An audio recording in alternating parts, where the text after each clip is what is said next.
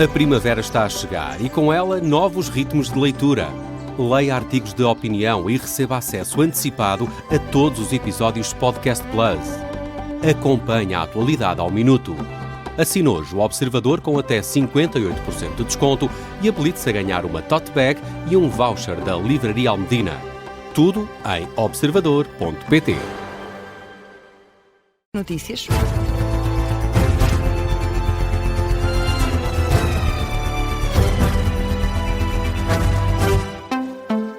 Jornal da Meia-Noite, edição do jornalista Miguel Cordeiro. E Miguel, Portugal quer receber esclarecimentos sobre os drones que os Estados Unidos querem construir na base das Lajes. A Autoridade Aeronáutica Nacional pediu mais informações à Embaixada Norte-Americana em Lisboa, mas ainda não há resposta. Esta é uma notícia avançada pela SIC. Ao certo, Portugal quer mais detalhes técnicos sobre estes drones e quer também Portugal ter acesso ao certificado dos pilotos que vão operar estas aeronaves e ainda a área prevista para a amaragem. São drones que os Estados Unidos da América querem utilizar no Irão. A SIC Notícias revela que os bombeiros portugueses também já receberam formação para algumas situações de emergência no manuseio destes equipamentos. Estamos a falar de drones que devem chegar ao território português nos próximos dias em contentores, drones que são descritos como assassinos. Trata-se do Reaper Mk9, é um drone com 20 metros de envergadura, e os Estados Unidos da América querem que as peças sejam enviadas para os Açores e depois a construção é finalizada já na base das Lajes, antes desses drones seguirem para a Jordânia até 1 de abril. A Autoridade Aeronáutica Nacional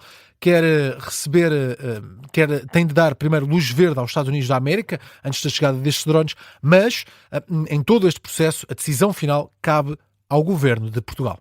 E no Médio Oriente, o Irão continua a dizer que não quer negociar a paz com os Estados Unidos. Falou o Ministro dos Negócios Estrangeiros do Irão para dizer que é para continuar a resistir.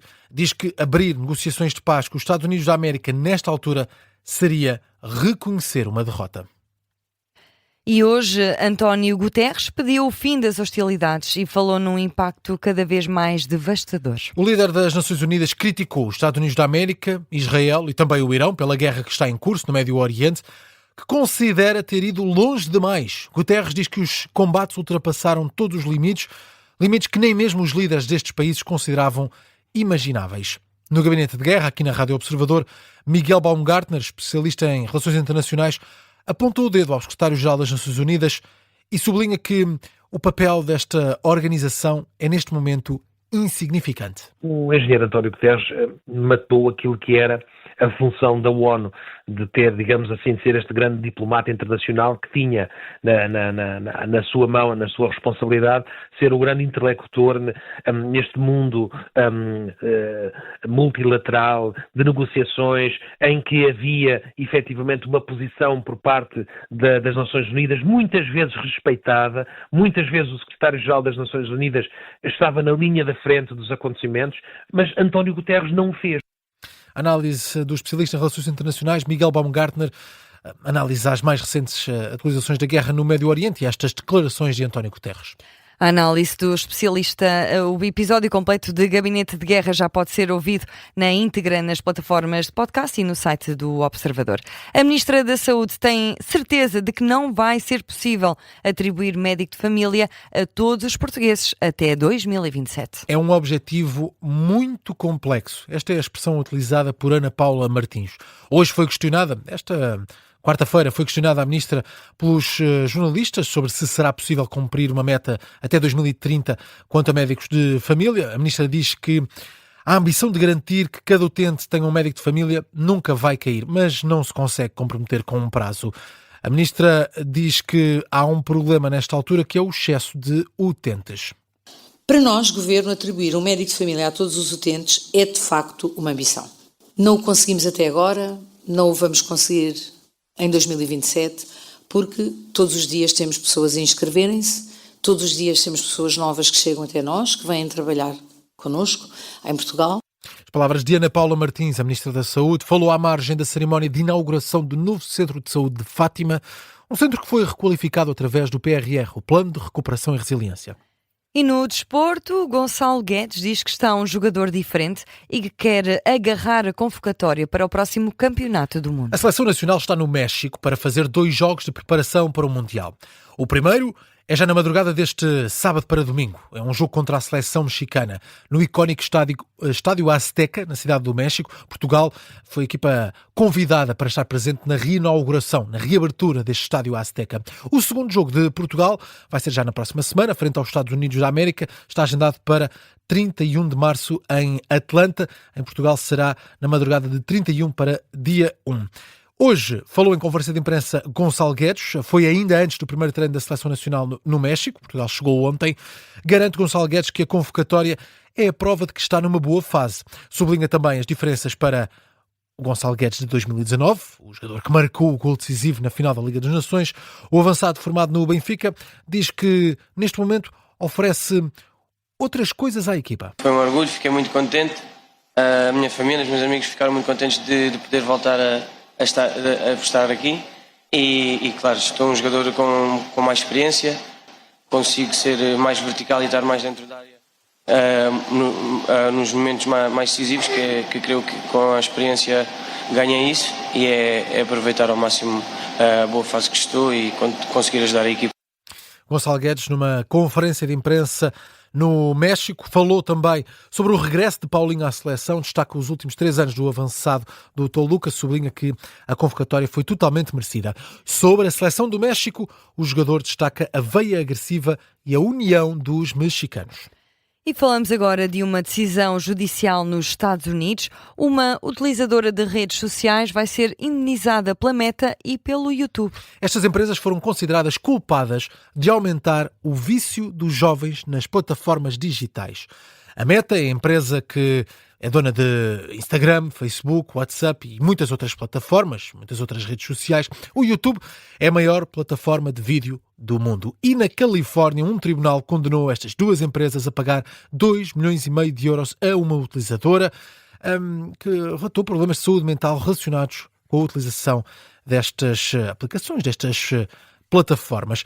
A jornalista Beatriz Félix explica-nos este caso. Pela primeira vez, grandes empresas de redes sociais estão a ser responsabilizadas pela criação de conteúdos que criam dependência. O júri da Califórnia considerou que a Meta e o YouTube atuam de forma negligente e, por isso, terão contribuído para o agravamento da saúde mental de uma jovem californiana de 20 anos. KGM, como aparece nos documentos do tribunal, acusou as plataformas de utilizarem mecanismos de design viciantes e com impacto direto no bem-estar psicológico. A jovem dá exemplos, diz ter sofrido com problemas como depressão, dismorfia corporal e pensamentos suicidas. O advogado de defesa desta jovem argumentou também que a Meta e o YouTube sabiam dos efeitos das plataformas, mas optaram por preferir o lucro em detrimento da segurança dos utilizadores.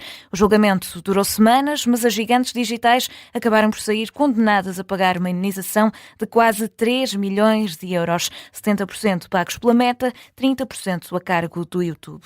As 2 empresas rejeitam as acusações e já estão a avaliar os próximos passos legais para revogar a decisão do tribunal. Com esta decisão pode estar em cima da mesa uma nova lei para regular o funcionamento destas plataformas e esta decisão na Califórnia surge na sequência de uma outra decisão judicial. E nesse caso, a Meta, a empresa que gera o Facebook, o Instagram, foi considerada responsável por prejudicar a saúde mental de crianças e de ocultar o que sabia sobre casos de exploração sexual infantil nestas plataformas. E a Rádio Observador escutou Teresa Paula Marques, especialista em Psicologia da Educação, e perante este caso diz que estas condenações não são suficientes. Até porque o problema não fica resolvido com esta condenação. Teresa Paula Marques reconhece que as redes sociais estão construídas para captar a atenção do utilizador durante longos períodos de tempo e para isso há vários efeitos aditivos. Esta especialista em Psicologia na Infância explica que a educação é a peça-chave para resolver os problemas entre os jovens? Nós é que temos que educar os mais novos para serem críticos, por exemplo, em relação aos conteúdos que veem, para se conseguirem autocontrolar, que isto é muito comum na adolescência, nós não temos o autocontrole, somos mais impulsivos, somos mais contra as regras, digamos assim. Se os nossos pais nos impõem chegar à meia-noite, é certo e sabido como chegar à 1 ou às 2 da manhã. Portanto, todas essas coisas têm que ser cada vez mais incentivadas nos jovens, e o que se vê é que a educação está a ser cada vez mais permissiva. Considera Teresa Paula Marques que são os pais que têm um papel fundamental para orientar as crianças a moderar o consumo de conteúdos nas redes sociais, e diz que nesta altura é preciso incentivar o espírito crítico das crianças e dos jovens sobre todos os conteúdos a que são expostos diariamente. E agora, com 10 minutos para lá da meia-noite, que outras notícias marcam a atualidade, Miguel? O Ministro da Economia português defende que as casas ilegais que tenham condições para serem legalizadas devem ser, isso mesmo, legalizadas. Manuel Castro Almeida ressalva que compete às câmaras municipais o licenciamento de construções e que deve continuar a ser assim. No entanto, o Ministro apresenta uma solução para um problema que considera ser verdadeiramente complexo. Sugere legalizar tudo o que seja legalizável, desde que cumpra critérios como o terreno ser urbanizável por decisão administrativa, as condições mínimas de habitabilidade previstas na lei. Manuel Castro Almeida defende que aumentar a oferta para a construção legal evita o aumento de casas ilegais. Em Oeiras, o Chega apresentou uma moção de censura contra Isaltino Moraes, que é acusado de desviar 150 mil euros para refeições, álcool e tabaco. A moção de censura foi apresentada pelo Grupo Municipal do Chega, que a Rádio Observador diz que tem de haver consequências políticas deste caso. As Nações Unidas reconheceram a escravatura como o crime mais grave contra a humanidade. A resolução proposta pelo Ghana foi votada em Assembleia Geral, teve apenas 3 votos contra. Estados Unidos da América, Israel e Argentina votaram a favor 123 países. 52 optaram pela abstenção, incluindo Portugal e os restantes Estados-membros da União Europeia. Esta decisão pretende contribuir para uma reparação histórica, apela aos Estados-membros da ONU que considerem apresentar pedidos de desculpa pelo comércio de escravos e contribuir para um fundo de reparações. No entanto, o texto não especifica qualquer montante de contribuição. Para fechar, Rita, certamente já ouviste dizer que o cão é o melhor amigo do homem, certo? Claro que sim, é uma expressão muito antiga. Sim, é mais antiga afinal do que se pensa, e é isto que eu venho aqui contar. Há um fragmento de uma mandíbula que foi submetida a uma análise de ADN e percebeu-se que pertencia a um dos primeiros cães domesticados.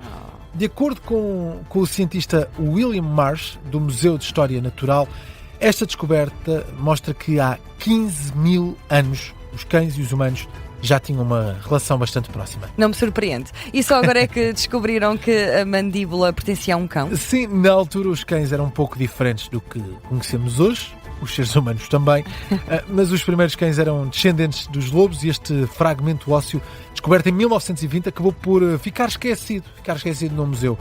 O cientista William Marsh é que, por acaso, descobriu que pertencia a um cão durante um projeto de doutoramento. E é uma bela coincidência. E é assim que fechamos o Jornal da Meia-Noite, edição do jornalista Miguel Cordeiro, que está de saída. Eu também estou. Já a seguir temos Porque Se Não É Resposta. Até mais ver. Até amanhã. Até amanhã.